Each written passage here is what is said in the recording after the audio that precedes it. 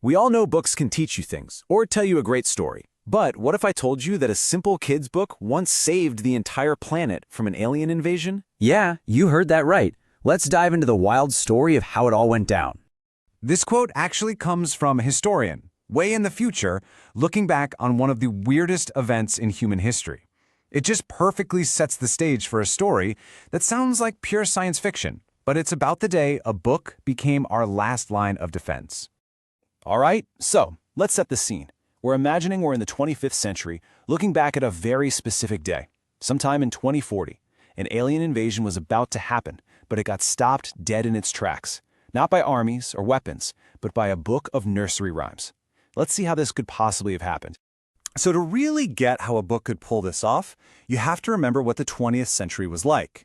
It was called the era of the book. I mean, books were everything. They were our teachers, our guides, our entertainment. They were a huge part of society, which is exactly why they ended up playing such a critical role in the bizarro events of 2040. Okay, let's shift our point of view. It's the year 2040, and a Martian space probe has just landed on Earth. The crew steps out and enters this weird building, filled with thousands of strange objects. Their mission is to conquer the planet, but first, they have a more pressing problem, figuring out where on Earth they are. And who's in charge of this whole operation, watching from Mars Space Control? Well, it's this guy, the great and mighty think tank. As you can probably guess, he's got a very high opinion of himself. I mean, look at that giant egg-shaped head. He is 100% convinced that he is the smartest being in the entire universe, and that little fact is about to become very, very important. And if you want a perfect example of what this guy's all about, just listen to this. He's literally in the middle of invading a planet, but his biggest concern is that his poor assistant, Apprentice Noodle, didn't compliment him enough. He makes Noodle repeat his whole ridiculous title, "O great and mighty think tank, ruler of Mars and her 2 moons, most powerful and intelligent creature in the whole universe." I mean, that tells you everything, right? So while Think Tank is busy obsessing over his title, what's happening back on Earth? Well, the invasion crew, Captain Omega, Lieutenant Iota, and Sergeant Oop, are just completely stumped. They're standing in what we know is a public library, but to them, it's some kind of alien puzzle. They're surrounded by these shelves full of books, and they have no idea what they're looking at. Their guesses are just hilariously bad. Captain Omega reports that they're in a square place. Lieutenant Iota thinks it's some kind of storage barn. But my personal favorite comes from Sergeant Oop, who actually tries to wear a book as a hat and suggests they've landed in a hat shop, a haberdashery. So totally lost. They phone home for help from their leader. And this, my friends, is where the mission takes its first major, catastrophic, and hilarious wrong turn. The great and mighty think tank puts his magnificent intellect to the test, and he comes up with a theory about these things we call books that is truly one of a kind. And here it is, Think Tank's big brainwave. He figures, hey, Earthlings are always eating, right? So this place must be some kind of restaurant. And the books? Obviously, they're the main course. He proudly announces that the objects in their hands are in fact sandwiches. And get ready for this. Here's his airtight logic. He sees the covers and thinks, aha, 2 slices of bread. He sees the pages and thinks, and that must be the filling. It all makes perfect sense in his giant head. So to prove what a genius he is, he gives a direct order. Someone has to eat one, right now. So after a bit of terrified finger-pointing, the honor falls to poor Sergeant Oop.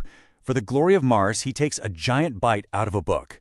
The whole crew watches, holding their breath as he chews, and then nearly chokes. His official review, not so great. In fact, it was as dry as Martian dust. So his whole sandwich theory is blowing up in his face, right? But just as it's about to crumble, Apprentice Noodle gently chimes in, "Sir, perhaps they're used for communication." And Think Tank, who can never ever be wrong, immediately goes, "Yes, of course! That's what I was about to say. They are communication sandwiches." He orders his crew to listen to them. When that doesn't work, Noodle again has to suggest, well, maybe it's for eye communication. And just like that, the mission changes completely. It's no longer about eating, it's about reading. Or, for them, it's about decoding. Think Tank tells them to grab the biggest, most colorful sandwich they can find, because obviously that one must have the most important secrets. This is the moment where things really go off the rails. And the book they pick? Oh, it's a real doozy. It's a big, colorful book of Mother Goose nursery rhymes. To the Martians, all those little letters and pictures are some kind of advanced, unbreakable code.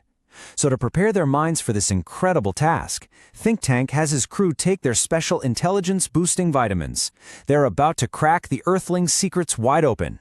So Captain Omega starts reading the first code. For you and me, it's just a sweet little poem about a garden. But for Think Tank, it's a terrifying military report. Cockle shells. Clearly, that means high explosives. Silver bells? They can actually grow rare metals in their gardens. He panics, convinced that Earthlings have combined farming and mining into some kind of super weapon industry. The invasion is put on hold. You think that's bad? Wait till you hear the next one. Hey, diddle diddle, the cow jumped over the moon.